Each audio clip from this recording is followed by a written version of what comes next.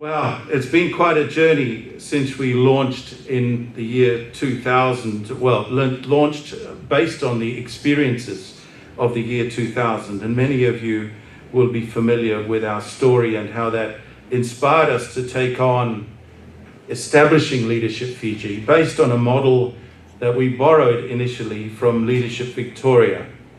But I must say that the style of Leadership Fiji and the format of Leadership Fiji has changed considerably over those years. And I'm very proud of the way in which the respective boards, starting with our founders, Daryl Tart, our founding chairman, Sufi Dean, our founding executive officer, and then later our other leaders within Leadership Fiji, culminating with Shireen and Ioane and the board. The way we have evolved the program has turned into something really, truly unique. I don't think there are leadership programs all over the world, and particularly in this part of the world. And when we meet with our Australasian counterparts, I'm very proud of the fact that, many of them are quite envious of the style and the things that we've taken on. So it has really come a long, long way. As I've said, we have now crossed the 500 mark, and a total of 505 people in our leaders in our alumni network. At the core of everything that we do is a fundamental belief that leadership is about action. It's not about a position. And that permeates now right through everything that we do. Part of that was the formation of our Leadership Fiji Community Fund, which was launched in August last year. And that's now completed its first year of operation under the chairmanship of Rajesh Patel and his very active team. And total now the Leadership Fiji Community Fund is designed to use accumulated funds.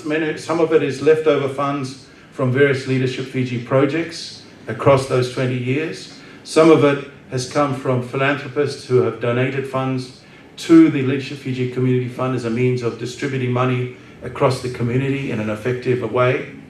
And the goal of it is to target small projects, the kind of projects that we like to get involved in, usually under $10,000, kind of projects that really are making a real difference within the community. Projects that drive real change. Now, in total, 13 community projects have been completed so far. $73,000 has been dispersed. We are about to go into our third round of dispersing funds and taking on projects, and that has just opened. And I challenge particularly the alumni to come up with some bright ideas and new community projects for our board to consider and to implement in the new year. And that is an ongoing process. And I also challenge any budding philanthropist in the house, if you do want to find an excellent way of distributing money directly to the people of Fiji, people in need, then consider Leadership Fiji Community Fund as a means and a mechanism to do that. And that's what it's designed to do. Give us the money. As Rani said, give them money. In addition, a handful of LFA, Leadership Fiji alumni, have continued to, as we say, pay it forward, particularly through our school's prefects leadership training. And we really appreciate those alumni that have over recent years stepped forward to do that. We go on the invitation of schools, high schools, but not only high schools, some primary schools as well, to help with the induction of school prefects at the beginning of the year.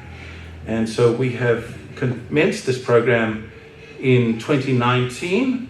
And tonight, I want to acknowledge 7 LF alumni in particular for their contribution in paying it forward. In particular, and we will acknowledge them a little bit later. And since we started that program, we've provided leadership training to 721 high school prefects and 38 primary school prefects.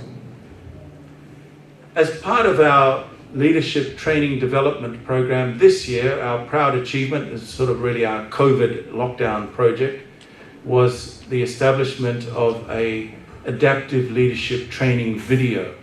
Now in the past we've used videos from US training programs, but we've always thought, well, why don't we do it using our own Leadership Fiji alumni as talent?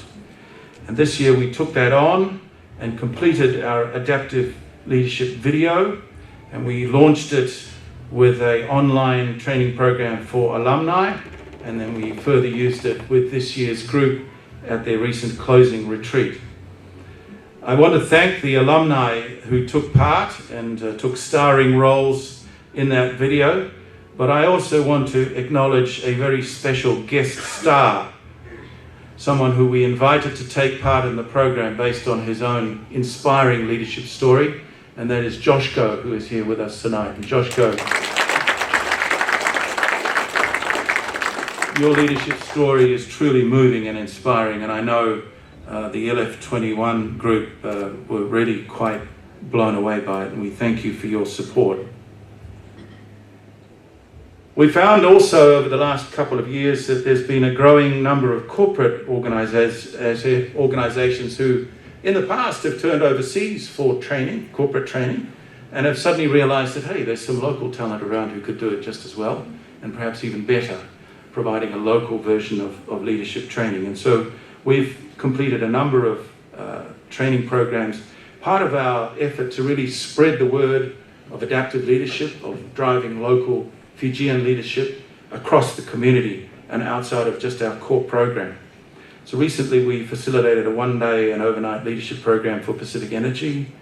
We just started, we completed the first session of a reflective leadership program for the Australian Awards alumni. These are scholars students who've gone away on under Australian scholarships and have returned, and we're helping build their leadership skills and perhaps equip them with the kind of skills which will allow them to take everything that they've learnt away overseas and put it to good use here in Fiji, in more effective use in Fiji. And it was a very exciting new program for us. We've also signed up to run a number of virtual internship leadership series, speaker series this year for Think Pacific, and we've customized a range of our programs for different organizations.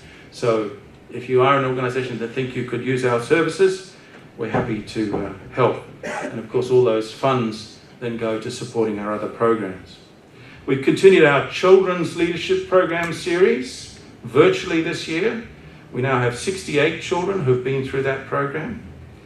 We've also hosted a 4-guest speaker series as part of that, and host a 5th one on the 14th of December. There are a number of topics for these speaker series. They include Young Champs for Our Ocean, Young Champs for Mother Earth, with a guest speaker dialing in from NASA. He's somebody who has helped us a lot over the years with our leadership program.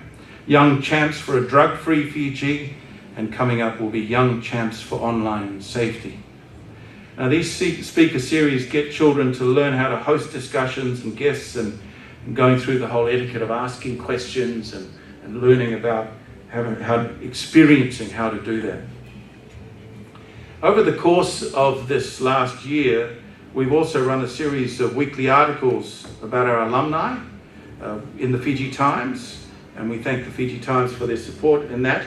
It's all part of sort of really getting across the idea of our 20th anniversary. Unfortunately, we had hoped, and we've had a long time hope of running an Ideas Festival, one that would continue in that whole process of driving change within our community. We haven't been able to get that off the ground thanks to COVID, but that is definitely on the cards for next year. Now, let me get on to this year's program, because it has been a really special year. Leadership Fiji 2021's resilience through this year has been amazing. Despite all the challenges that you'd be familiar with, they have been going virtual with their sessions for over 6 months. They've persevered, they've bonded in an incredible fashion. I couldn't believe how quickly they came together over that period of time, particularly when they got together they had the chance to meet face to face for the first time, just earlier this month, earlier in November. Or was it late October? And tonight we will see all 33 graduate. which is a huge achievement. Well done.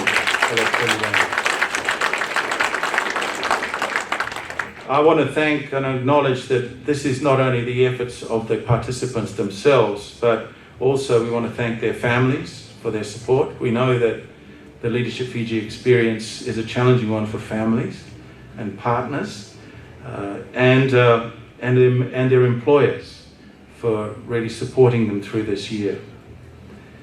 It has been a very interesting year of exploring and taking them way out of their comfort zone. And I got to say that they in turn have taken Leadership Fiji way out of our comfort zone as well. So lots of lessons have been learnt for future programs from this year and to a certain extent from last year as well, including the use of virtual sessions, which I think we will continue to do, at least on a partial basis across the course of next year, as we realised how effective some of those sessions can be in certain situations. Now each year I talk about our long-term strategic plan. A few of them we've continued on. I've got to say that one of our goals as a long-term strategic plan is to get our corporate governance in order, and I want to acknowledge the presence tonight of our independent directors, in particular our new independent director, Mr. Malakai Nayana, who's just joined us. Mala, welcome, thank you. Slight hint, mate, we've got big plans for you. We like to, we've realised that Leadership Fiji is a slightly different organisation from most not-for-profits because we kind of follow a hybrid corporate, private sector, civil society model in terms of our governance structure. The majority of our board are alumni now. However, we do recognise the importance of independent directors to provide that external view and accountability.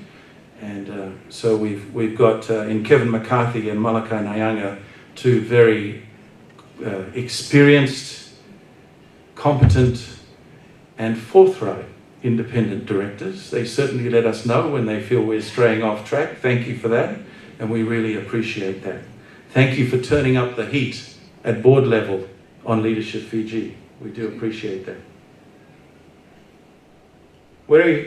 I've often talked about our big dream, which still exists. We still have a big dream of one day having our own home for Leadership Fiji and creating a centre.